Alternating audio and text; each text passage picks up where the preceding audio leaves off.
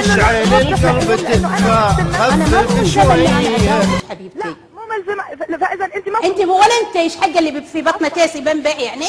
اخت عايشه رشيد، يعني انت ما بتصدري لدشتي، عم تتهمي الاخوات، ما عندي مشكله، الاخوات فيني يضربوا التليفون يسالوا عن وضعهم.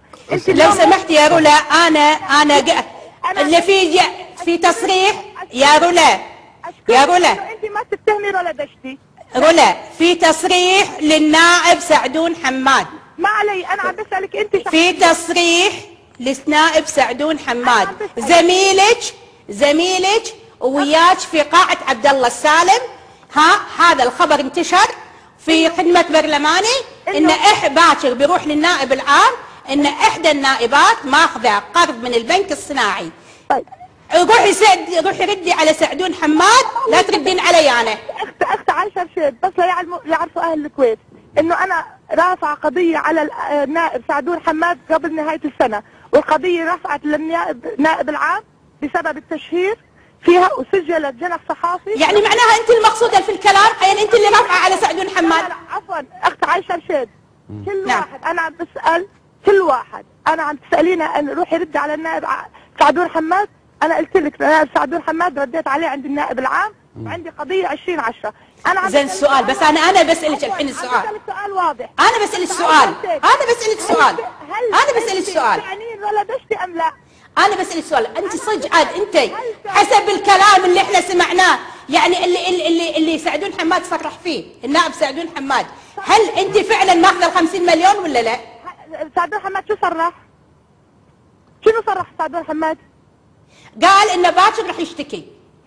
يعني شنو سعدون حماد؟ بس على مين شو صرح الاخ سعدون حماد؟ انه قال باكر بروح يشتكي على احدى النائبات. زين انا ما علي بيشتكي، هو صرح، انا عم بسالك سؤال واضح، هل انت الان بسكوب بسبب تجاوزات ماليه؟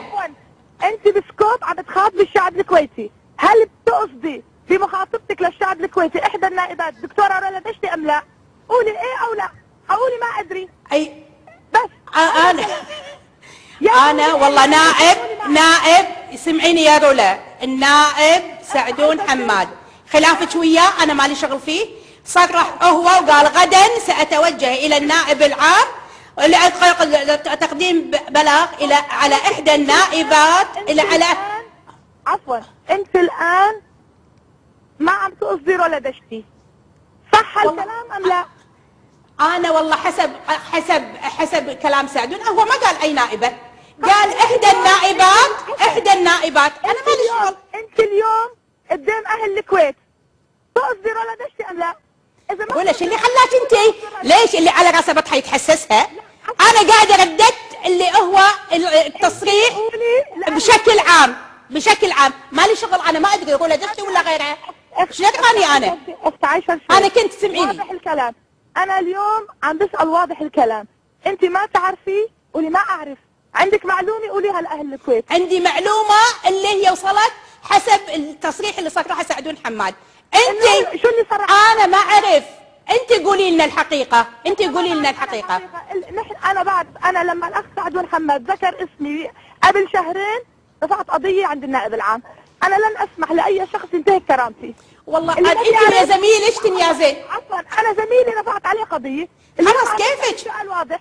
انا ما يا رولا انا ما اتهمتك انت بالاسم. خلاص يا رولا انا ما اتهمتك، انا قاعده اردد اللي قاله.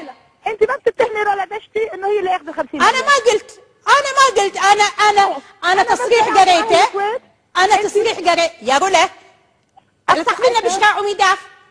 صبري شويه يا رولا، بس لا صبري شويه. انت قلت لك انا نفس اللي سمعوه اهل الكويت ككل، ان غدا النائب سعدون حماد سيتوجه الى النائب العام في خدمه برلماني الا ليقدم بلاغ في احدى النائبات عندها تجاوزات ماليه، وان هو راح يتقدم. انا ايش علي؟ انت ويا زميلك النائب يا زين. خلص انا اليوم بس لانه اخت عايشه رشيد، انت اليوم لما قلتي هالكلام قلتيه بقصد وحتستخدم